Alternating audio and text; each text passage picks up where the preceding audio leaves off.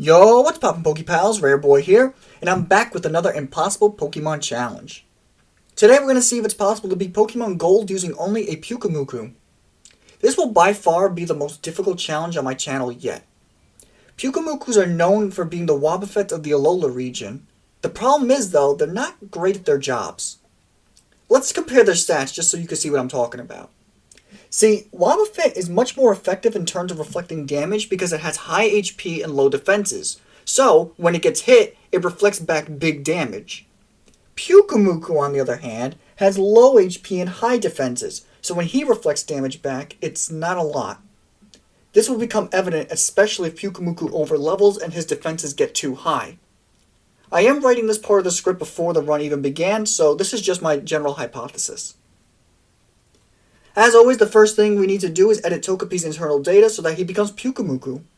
If you haven't seen my Zorua and Gold version yet, and you're wondering why I chose Togepi to edit, it's because no other trainer besides the player has a Togepi, so we don't run the risk of running into a wild or trainer-owned contender Pokemon, in this case Pyukumuku, making for the most authentic experience.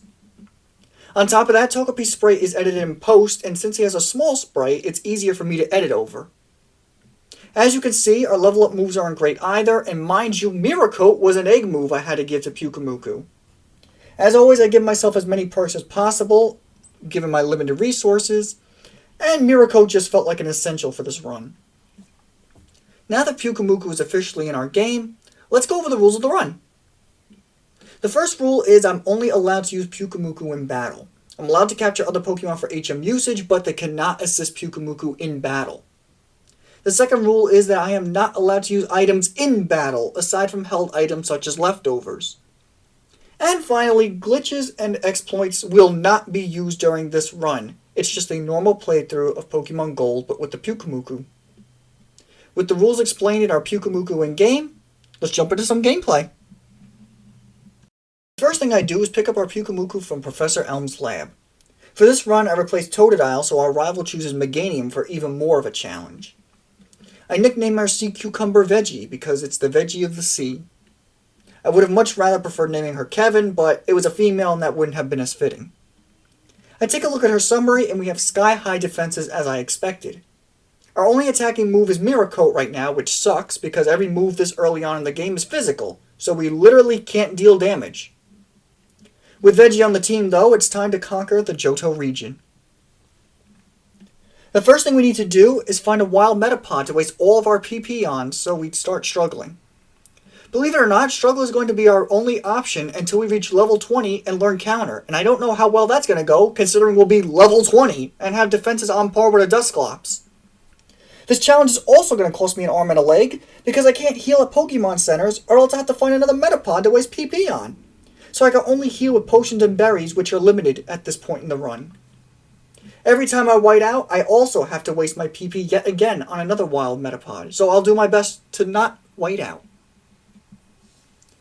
After struggling my way to Mr. Pokemon's house and receiving our Pokédex from Professor Oak, and getting healed by Oak by the way, we have to take on our rival for the first time. We actually dealt more damage to ourselves with Recoil than Chikorita did with Tackle. We won easily, all things considered, and make our way back to the lab to rat on the strange thief. For some stupid reason, I decided to get a few levels in Sprout Tower, where everything can KO us with super effective Vine Whip. After whiting out and wasting our PP about a dozen times, I finally defeat the head sage and receive the HM for Flash. This is definitely a necessity if we even make it to Mount Silver.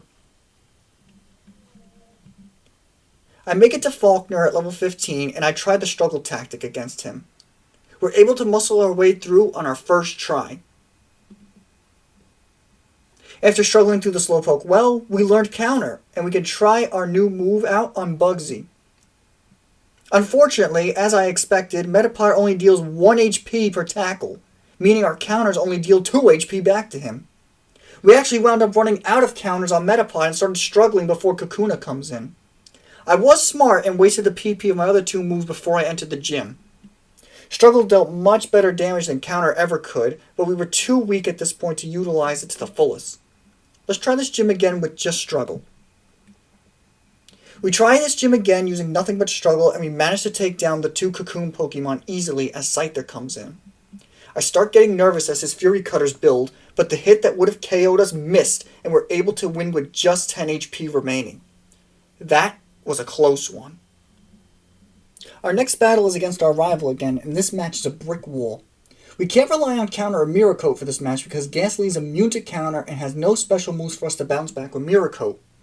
Our only reliable strategy is to struggle through all three of his Pokemon. This battle is also a nightmare because Ghastly loves to put us to sleep and confuse us. If we can get to a level where Ghastly doesn't outspeed us, we should be able to win this battle. I try again at level 26. We still get outsped, but we can effectively one-shot Ghastly. Next out is Bayleaf, who poisons us with Poison Powder, putting us on a timer. We consume our berry and take out Bayleaf, but the poisoning and the Razor Leaf have dealt too much damage for us to win this battle, as we go down just shy of victory.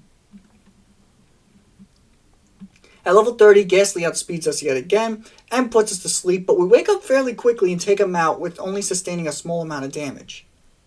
Bayleaf comes in and sets up a Reflect and growls us before going down, but his efforts were in vain as we were still able to outmuscle Zubat, finally ending this nightmare of a battle. At the end of Ilex Forest is everyone's favorite gym leader, Whitney. For Whitney, I decided to go in at level 36 while using the struggle tactic yet again. Clefairy likes to spam metronomes, and that's a gamble with guessing between counter and Mirror Coat, so I play it safe with struggle. I outspeed Clefairy and take him out with 2 struggles as Miltank comes in. Miltank starts things off rough, with stomping us and flinching us, but she eventually misses a rollout, and I can see that struggle deals about a quarter damage back to her. She lands a weak rollout after a few turns, which locks her into the move, as 2 more struggles are able to take her out. Yet again, I defeat Whitney on my first attempt during one of these challenges, and this time with only a Pyukumuku. Nice going, Veggie. I tried Morty at level 39, and like our rival, we can't bounce moves back at Morty, so we need to rely on struggle tactics. Ghastly starts off by using Curse, which is already an issue. Haunter comes in and lands a nice Nightshade, and we fail to take him out and get recoil from Curse damage, bringing us below half health.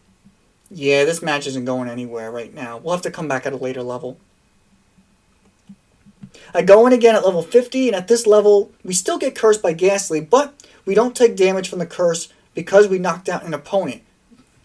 We outspeed Haunter with the help of a Quick Claw, and effectively one-shot him at this level. Gengar came out, and our Quick Claw activated for a second time in a row.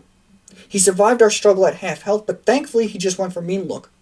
Our Quick Claw activates for a third time in a row, and we take him out next turn. Last out is Haunter, who comes in. We get outsped and get hit by a Nightshade before dropping him with 1 struggle, ending the battle with 26 HP remaining. I still can't believe my luck with this Quick Claw, activating 3 turns in a row. I should go play the lottery. For our next opponent, Chuck, I can finally fight using normal attacks. His Pokemon deal solid damage, and they only know physical moves aside from Poliwrath Surf, which I knew he wouldn't use against us, so we were able to counter both of his Pokemon and beat him easily on our first attempt. Next up is Jasmine, who loves to confuse and paralyze her opponents, so right away I go for Safeguard. She thankfully misses her Supersonic turn 1, and now I can spam Mirror Coats against her Thunderbolts for easy one-shots against her Magnemites. Steelix was last, and this Pokemon took quite some time to take down because we resist his only attacking move in Iron Tail. We heal up with Recover when she does, allowing us to stay healthy and pull out a victory on our first try. Now that Veggie has the move Recover, this run should be a lot more manageable. I clear out the Rocket Hideout and take on Price at level 56. I go back to the struggle tactics as all of Price's Pokemon are mixed attackers, and I don't feel like playing guessing games. Seal went down easily to 2 struggles, and Dugong was also the main reason why I used the struggle tactic. He has Rest, which can stall us out fairly easily considering we don't deal a lot of damage. Thankfully, our Quick Claw activates on the turn Dugong was supposed to wake up, so we were able to drop him before he could rest again. It took us 5 struggles to take down Piloswine, but I kid you not, we avoided every single attack Piloswine threw at us. It was almost comical. Back in Goldenrod, it's time for yet another rival fight. Again, because of our rival's Haunter, we have to resort to struggle tactics. We get all the way to his last Pokemon, and we would have won if we had just a little more HP and damage output. I'll have to try this again at a few more levels. I tried this battle again at level 66, and Golbat caused some issues with confusion, but once we dropped Golbat, we scraped through the rest of his team with only 16 HP remaining. I head straight for Claire at level 69. Nice. And this match is not going anywhere because of paralysis. I could try this battle with counter and Mirror Coat, but again, Claire is a mixed attacker, so it's hard to predict her move choices. I'll just have to try again at a higher level. At level 76, we surprisingly don't get paralyzed by Thunderbolt or Dragon Breath against 3 of her Dragonairs, and we have plenty of health to take on Kingdra. After being healed by Claire, we landed a huge crit on Kingdra, and then our Quick Claw activated, allowing us to win this battle with just 5 HP after the recoil. That's what I call an epic final gym battle. At the end of Victory Road is our final rival battle. As always, we have to do Struggles Tactics because of Haunter, and we get so close to winning this battle on our first try, but because Meganium set up a Reflect, we couldn't deal enough damage to his Pokemon, and we get whittled down. I try our rival again at level 85, and this time it goes much better, but I have to be honest with you all, we won this on a technicality. See, Veggie goes down at the end of the match from recoil, but because of my HM users being in my party, it counted as a victory for us. In all seriousness though, we could have won with some resets at this level, and I'll take this W just because of the sheer exhaustion from this run thus far. Here are our stats just outside the Elite Four at level 85. Our bulk is wild, but the rest of our stats are severely depressing. We learned Toxic via level up, and I'm going to try and Toxic stall out our opponents, but I don't know how well that's going to go when they're always spamming full restores. Let's see how we do against the Elite Four. First up is Will, the Psychic Expert. I tried using our attacks this match, but we're not getting hit hard enough, which means we aren't reflecting a lot back. On top of that, my PP runs out fairly quickly because he likes to go for non-attacking moves, and we need about 6 Mirror Coats to take out one Pokemon. Basically, this match is going to rely on, yep, you guessed it, more struggling! I tried the struggle strat, and right away this goes much better. Our first struggle deals the same amount of damage as 4 Mirror Coats would have. We just barely lose this time around, but I completely blame Executor's Reflect on this loss. Let's try this again. On my third attempt at level 90, we still didn't have the firepower we needed to take down Will's team. I guess it's time to make the plunge and grind to level 100. We were going to have to eventually, so why not do it now? Here are our stats at level 100, and not much has changed. Our speed and offenses are repulsive, while our defenses are jacked. Let's run through Will one last time and see if it's possible. At level 100, we just barely have enough stats to make it through this fight with only 26 HP remaining. This wasn't even my first try. This was about 12 tries later at level 100. Between Executor's Reflect, Zatu's Confuse Ray, and Jinx's Lovely Kiss, this battle was the biggest nightmare thus far. Finally, a new face in Koga. There's no way I'm using any other strat than Struggle for this battle. Koga's entire gimmick is poisoning and evading the opponent, so we have to take him down quick, and we're certainly not accomplishing that by sitting around and waiting to be hit. This battle was the closest of close calls as we get poisoned and we are able to take down Koga's last Pokemon on the turn the poisoning would have killed us. I still can't believe I won this on my first try. Bruno time, and while counter would be the most logical explanation for this match, Hitmonchan's a mixed attacker and likes to alternate between his physical and special moves. On top of that, Karen is next, and she has a ghost type in Gengar, meaning if I restore my PP now, there's no guarantee I'll get back into struggle position by the time I beat Bruno.